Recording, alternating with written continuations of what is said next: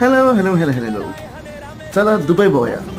सगळ्यात पयलीं डिस्क्लेमर, हो व्हिडिओ खूप पोन्नो जावन खूप पोन्नो म्हणजे 2 आठवड्या पयलींचो, पूण तुमच्या लागीं हो हाडपाचो आशिल्लो त्या करता आज व्हिडिओ रिलीज करता. सगळ्यात पयलीं दुबय समज पावस पडलो तर त्या दिसा सुटी मेळ्ळीच म्हणपाची. आनी असो दिसतालो की पावस पडलो सगळे कडेन उदक जालें त्या करता आमकां बेगीन धाडलो, 11 सुमार परत आयले.